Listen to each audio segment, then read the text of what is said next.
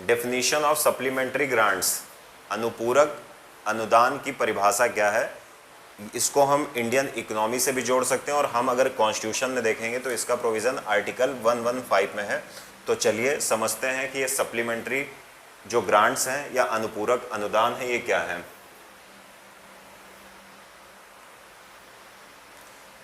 देखिए अभी न्यूज़ में क्यों है, कॉन्टेक्स्ट देख लेते हैं। The government has tabled a third batch of supplementary demands for grant in Lok Sabha.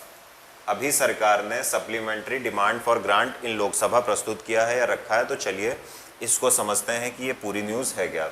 सबसे पहले हम ये जानेंगे कि सप्लीमेंट्री डिमांड और ग्रांट होती क्या है। सप्लीमेंट्री डिमांड फॉर ग्रांट क्या होती है, यानी अनुपूरक अनुदान क्या होता है।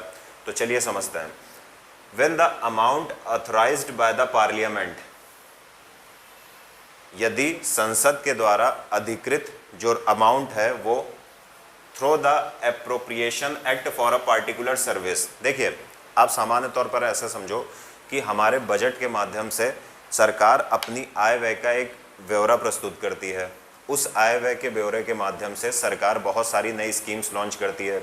उन स्कीम्स में जो खर्चा होता है सरकार उसके लिए आप देखोगे तो कंसोलिडेटेड फंड ऑफ इंडिया या भारत की संचित निधि से पैसा निकालती है। भारत की संचित निधि से पैसा तब तक नहीं निकाला जा सकता है जब तक एप्रोप्रिएशन एक्ट या विनियोग विधेयक ना पारित किया जाए। तो अगर इतनी चीज़ें आप समझ गए हो तो आगे सुनो।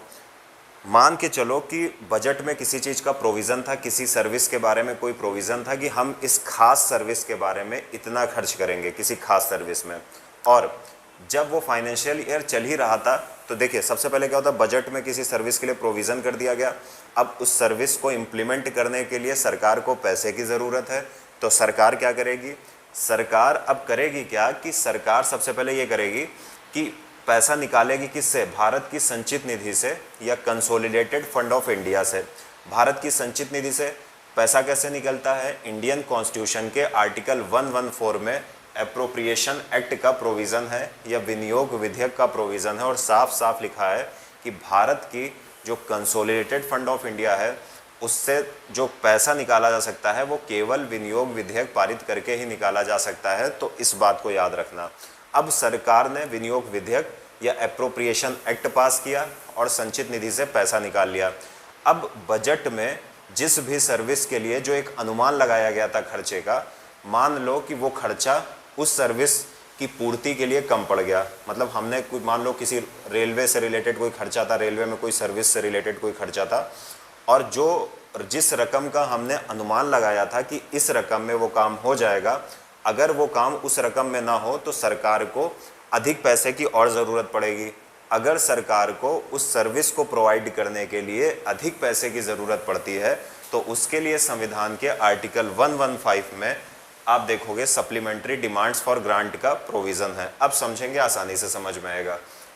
When the amount authorized by the Parliament through the Appropriation Act for a particular service, देखिए साफ साफ वही लिखा है जो मैंने आपको कथा कहानी बांची है, उसी के आगे की कहानी इसमें लिखी है कि when the amount authorized by the Parliament through the Appropriation Act for a particular service for the current financial year found to be insufficient for that year, यानी किसी सर्विस के लिए कोई अमाउंट दिया गया था, वो अमाउंट कम पड़ गया है, तो अब क्या होगा, अब supplementary demand for grant presented and passed by the parliament. तो अब क्या होगा, संसद के सामने अनुपूरक अनुदान या सप्लीमेंट्री डिमांड फॉर ग्रांट्स रखी जाएगी और पास किया जाएगा। कब, before the end of that financial year या before the end of the financial year. जिस फाइनेंशियल ईयर में काम चल रहा है उसी फाइनेंशियल ईयर में ये सप्लीमेंट्री डिमांड फॉर ग्रांट रखी जाएगी और फाइनेंशियल ईयर ख़त्म होने से पहले ही उसको पास करा लिया जाएगा। उसको पास कराने से क्या होता है, सरकार को कुछ अतिरिक्त पैसा मिल जाता है ताकि उस पार्टिकुलर सर्विस को जिसको पूरा करने में पैसे कम पड़ गए थे उसको फिर से पूरा किया जा सके।